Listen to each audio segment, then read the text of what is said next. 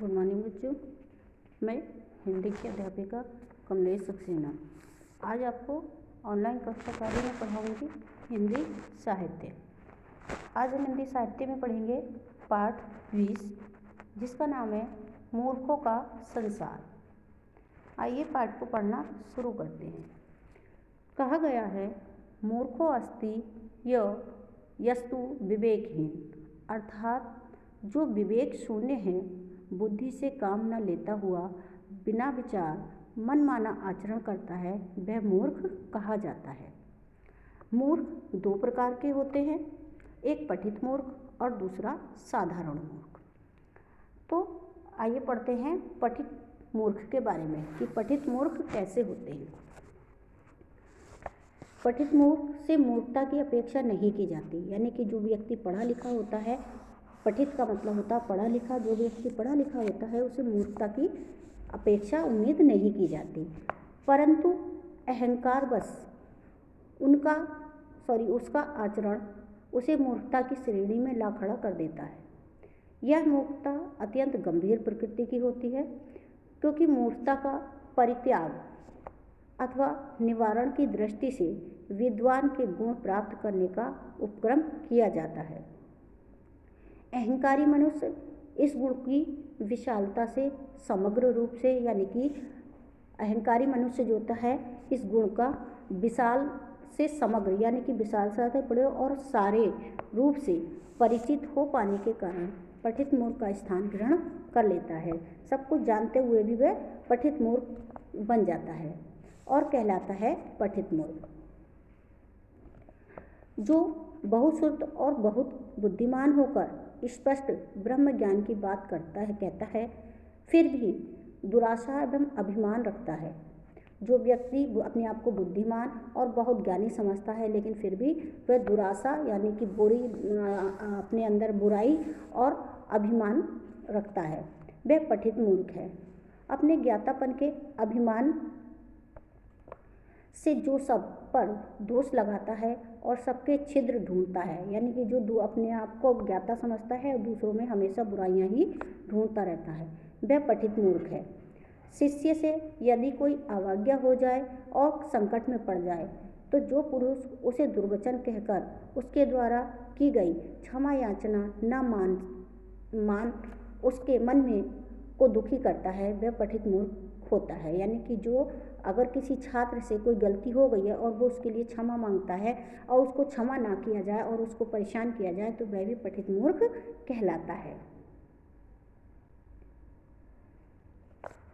जो कपटी हो, जिसका अंतःकरण कुटिल हो, अंतःकरण यानी कि मन जिसका कुटिल हो, फिर भी जो वैभव देखकर उसका बखान करता है, वह पठित मूर्ख है। संपूर्ण ग्रंथ के बिना देखे समझे जो व्यर्थ ही उस पर दूषण लगाता है, गुणों को भी अवगुणों की दृष्टि से देखता है, वही पठित मूर्ख कहलाता है।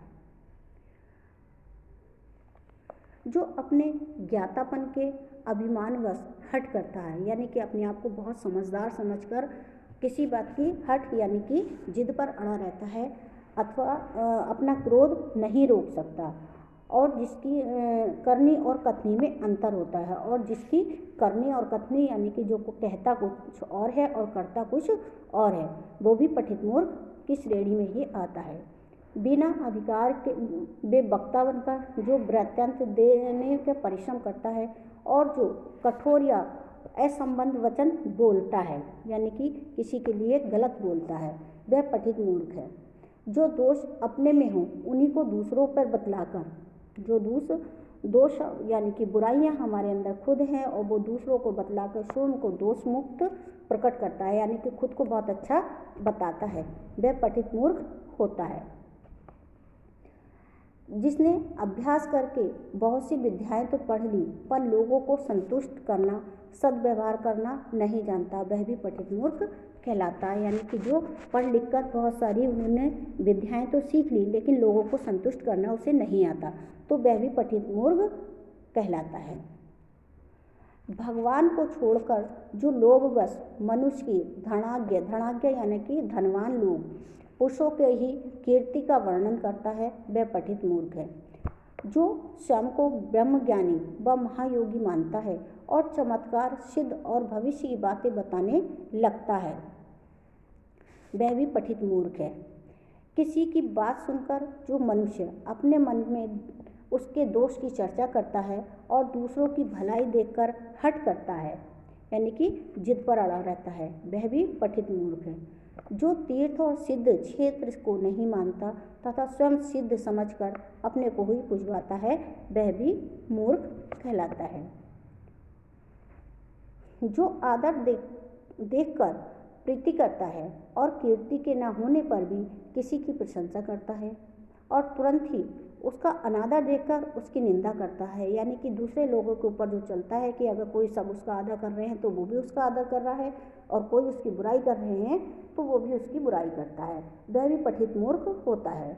जो प्रपंचों के विषय में रत है, यानी प्रपंचों की बातों में लगा हुआ है और जिसकी परमार्थ में रुचि नहीं है, अर्थात जो जानबूझकर अंधकार में पड़ा है रहता है, वह भी मूर्ख कहलाता है।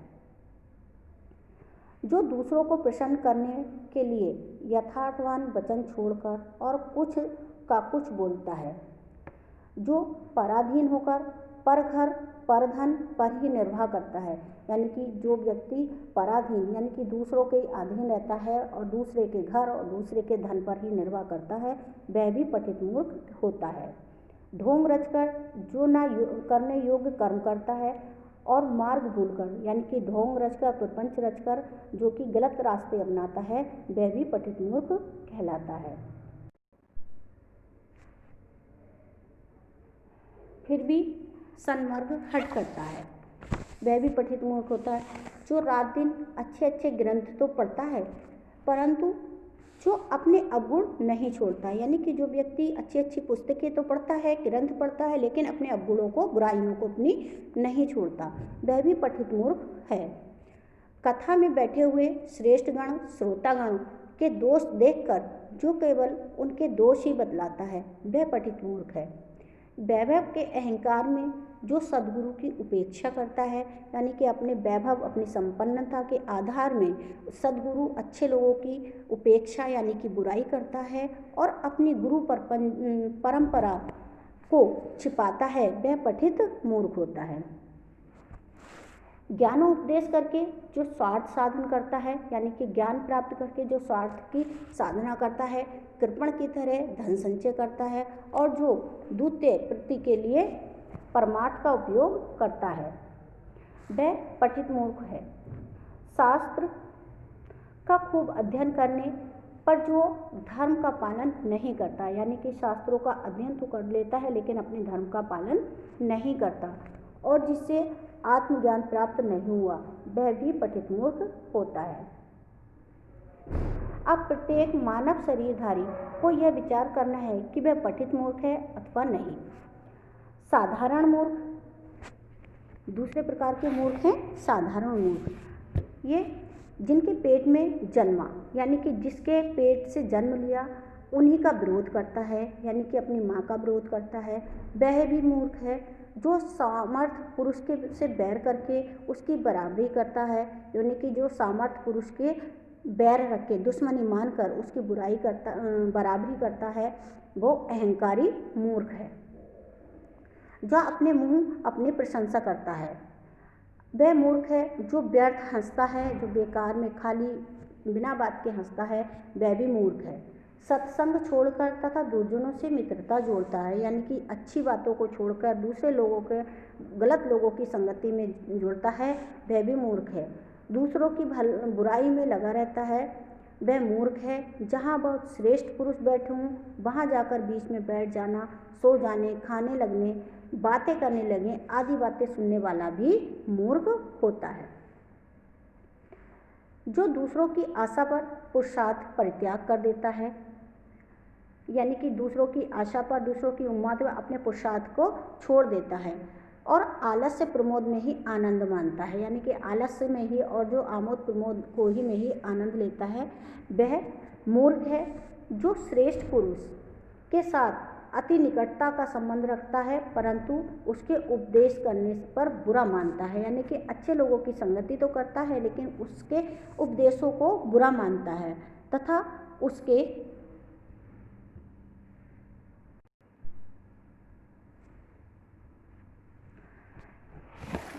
बात को नहीं मानता।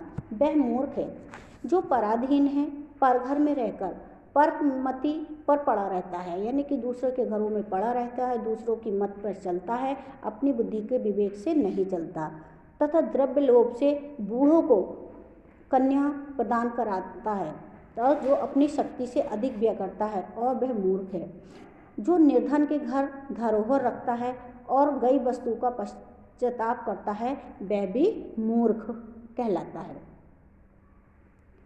जो द्रव्य पाकर धोखेबाज एवं कुकर्मी की संगति करता है, द्रव्य यानी कि धन पाकर जो धोखेबाज और कुकर्मी यानी कि गलत संगति करता है, वह भी मूर्ख है। सट्टा, लॉटरी, मौज, शौक, गाना, तमाशा, सिनेमा, जुआ आदि के समय समझ व धन का व्यय करना है, परंतु धर्म, पुण्य, दान, तीर्थ आदि शुभ कार्यों में उन्हें नहीं लगाता, वह भी मूर्ख होता है। जो न मानने वाले को उपदेश कराता है और बड़ों के सामने ज्ञान बघाड़ता है, वह मूर्ख है।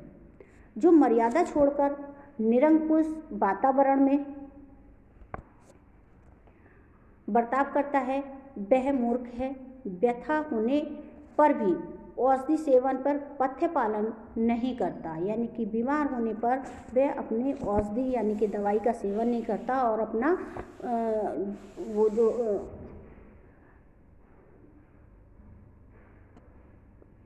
यानी कि खाने में परहेज नहीं करता है। वह अनायास प्राप्त हो उत्तम पदार्थ को स्वीकार करता है, यानी कि वो खाने के समय भी ये नहीं सोचता कि क्या हमें अच्छा है और क्या हमें नुकसान देगा, वह भी मूर्ख है। जो हिंसक पशुओं को छेड़छाड़ करता है, हिंसक पशुओं के साथ छेड़छाड़ करता है, वह मूर्ख है। जहाँ अपना सम्मान हो वहाँ जो बार बार जाता है कि जहाँ पर हमारा सम्मान होता है, हमें बार बार वहाँ भी नहीं जाना चाहिए, वहाँ जाता है, आभार प्रकट करके उसे ठगता है, अभक्ष भक्षण करता है। जो राह चलते खाता है, खा पीकर हाथ मुंह नहीं धोता, वह भी मूर्ख होता है।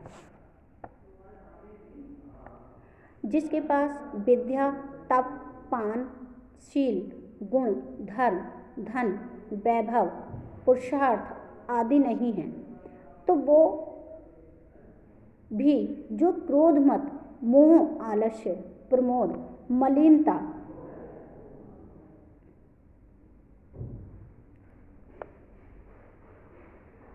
अधीरता आदि का आश्रय करके अहंकार, अभिमान, मान, गुमान करता है, वह मूर्ख है। जो दांत, आँख, मुंह, हाथ, पांव तथा कपड़ों को मैला रखता है और दोनों हाथों से नख बढ़ाकर सिर खुजलाता है, यानी कि दोनों हाथों के नाखून बढ़ाता है और सिर खुजलाता है, वह मूर्ख है। धन, धान्य, पुत्र आदि को सहारा मानकर जो ईश्वर का भजन नहीं करता, अधिक हंसता है, अधिक शत्रु पैदा करता है, यानी कि अपने अधिक शत्रु बना लेता है, वह मूर्ख है। जो बिना पूछे बोलता है, बिना मांगे गवाही देता है, बिना कारण दोषारोपण करता है, हीन जनों से मित्रता करके संभाषण करता है, वह मूर्ख होता है। जो कुग्राम में रहता है, नीचों की सेवा करता है और कुपात्र की दान देता है, वह मूर्ख है। तीर्थ स्थान, मार्ग, नदी, वट वृक्ष के नीचे तथा तालाब के किनारे जो जल मूत्र का त्याग करता है, वह भी मूर्ख होता है। जो अनीति से धन जोड़ता है, अनीति यानी कि गलत तरीके से धन जोड़ता है, साधु, विधवा, अनाथ, गोचर भूमि, गोचर यानी कि गौशाला की भूमि, देवालय तथा देव निर्माणालय के हक किस्से से जीविका चलाता है और आए अतिथि का अनादर करता है, यानी कि घर आए हुए मेहमान का अनादर करता है, वह मूर्ख है। जो पढ़ते पढ़ते अक्षर छोड़ देता है, अथवा अन्य शब्द जोड़ देता है वह मूर्ख है। देवता, गुरु, संत, नृपति यानी कि राजा, माता पिता आदि पूज्य जनों को एक हाथ से अथवा केवल बाएं हाथ से प्रणाम करता है वह भी मूर्ख होता है। यानी कि जो अपने से बड़ों का एक हाथ से पैर छूते हैं वो भी मूर्ख कहलाते हैं।